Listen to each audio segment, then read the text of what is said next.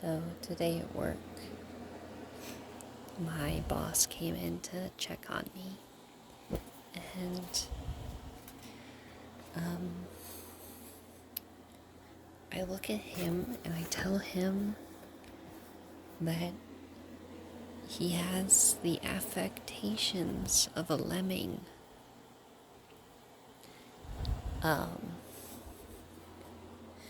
And then he looks at me in this kind of way.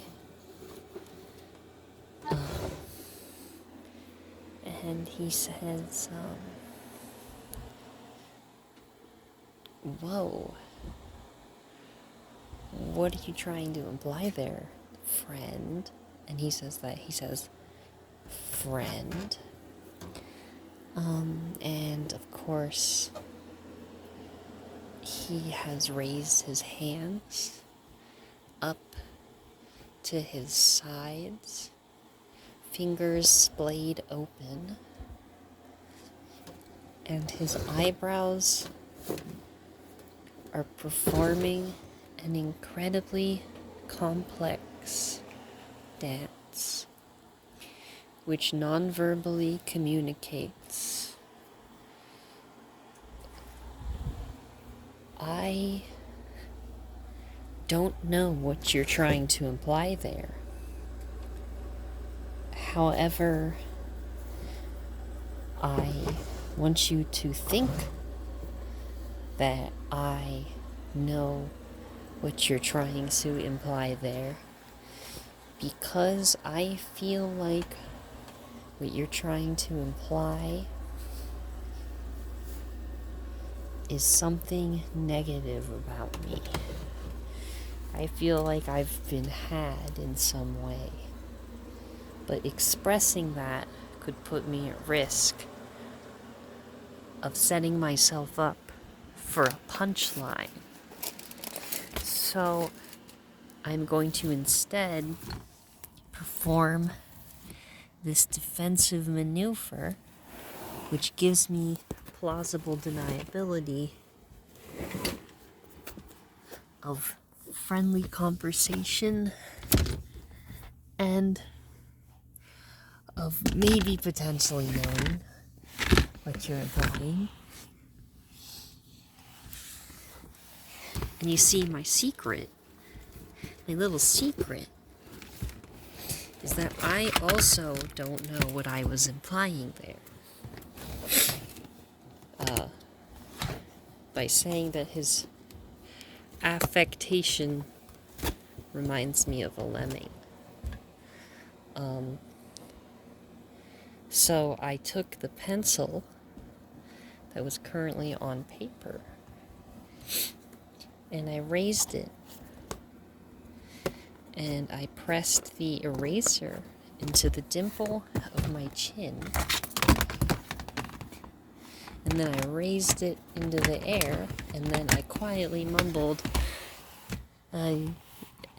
lemmings are always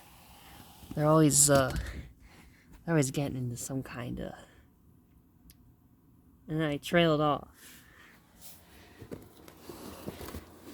And at this point, his eyebrows do a maneuver that begins to betray his hard exterior and reveals a deep sense of confusion about the exchange. And it's at this point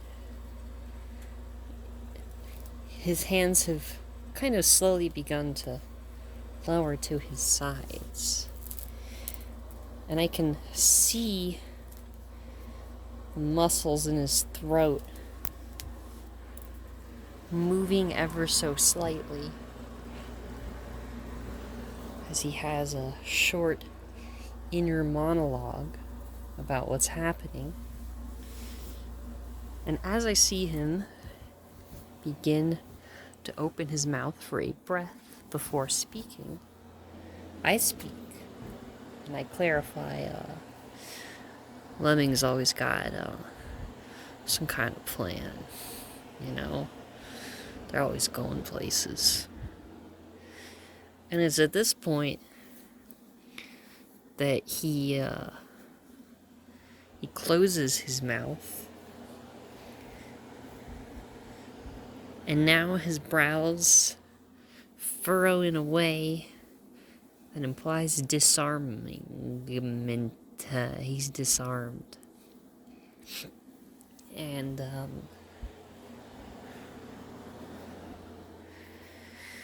his mouth begins to curl in an uneasy smile that seems to suggest that he still does not understand the conversation, but has figured out that it is not being had at his own expense in any kind of serious way at this point, and that the socially correct thing for him to do, of course, would be to laugh along, and he clearly wants to escape this conversation, so he does not ask for any kind of clarification as he chooses this path.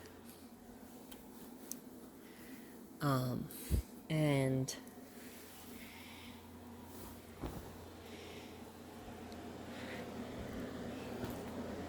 he slaps his hand down on the back of my desk chair,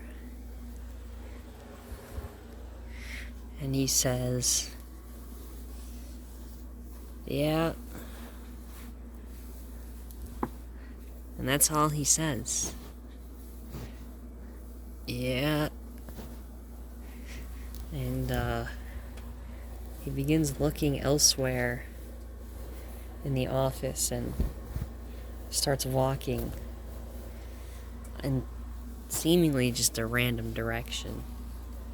And then after he's a handful of paces away, he turns back as if it's like an afterthought. He's like, well, it was good checking in. And then he's off.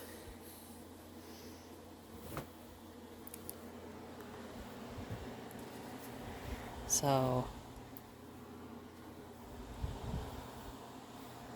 I think,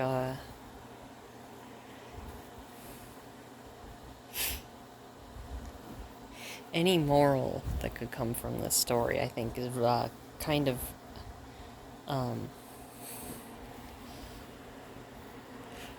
it's ruined if you know if you know the man personally, because you would know that 3 years later he would proceed to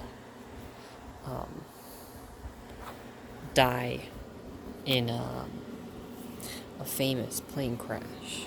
I won't. I shall not share any further details. But let's just say you've definitely heard of this one.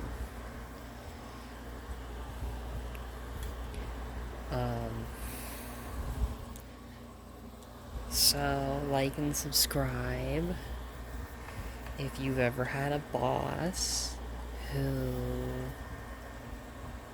has died, or if you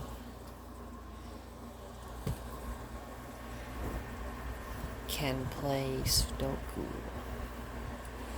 or you solve nanograms. Like and subscribe if you like number-based, tile-based puzzles like Minesweeper, or if you have had an employer who has perished in a plane accident that's been generally referred to as a tragedy, even years after the event. Like and subscribe for that.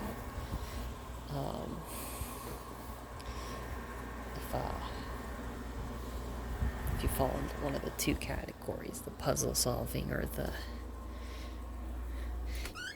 dead boss.